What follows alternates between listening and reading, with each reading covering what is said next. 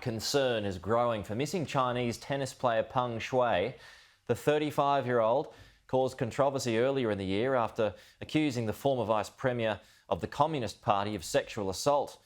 Since then, she's gone missing. Joining me live now is the co-host of the tennis podcast, David Lord. David, really appreciate your time this morning. So there's getting a bit more attention now, especially on online social media. There is that hashtag, where is Peng Shuai? What are your thoughts on what's happening?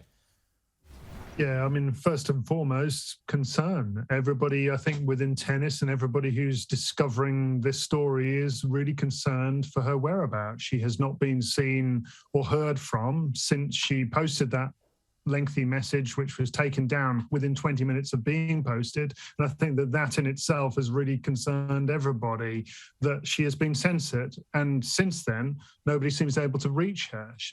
We have been assured, the Women's Tennis Association's chairman and CEO, Steve Simon, said that he'd been assured by the Chinese tennis authorities that she is okay, but he hasn't been able to reach her himself. And then this message was put out, supposedly in her name, by the Chinese media, saying that she was okay and that all the allegations were untrue. But I mean, I think Steve Simon made it very clear he just doesn't believe it. He doesn't believe that those words were from her. Can the Chinese tennis authorities be trusted, David?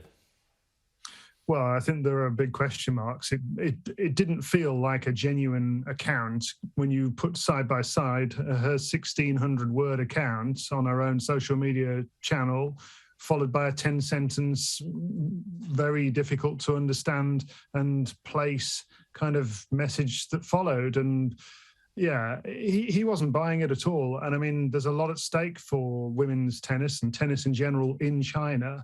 And at the moment, it's a bit of a standoff because, quite understandably, I think the WTA, the Women's Tennis Association, is saying unless this is satisfactorily resolved with an independent and verified guarantee that she is safe and well and free to go as she pleases and also have her allegations investigated. If that doesn't happen, they're prepared to pull out their business from China, and that's significant. Wow. Okay. David, there's probably quite a few people who are unaware of Peng Shuai and how good she is as a tennis player. Can you tell our audience, how good she is and potential for her to achieve much more?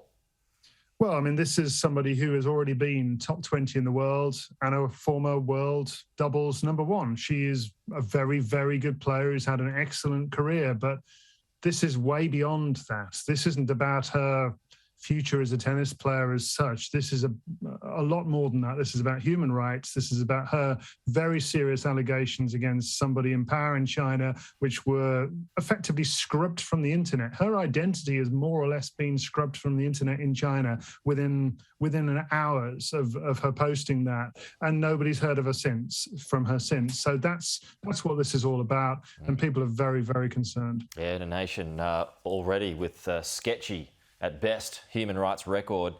Really appreciate your insights this morning. David Law, co-host of the Tennis Podcast. Thank you for your time. Talk to you soon.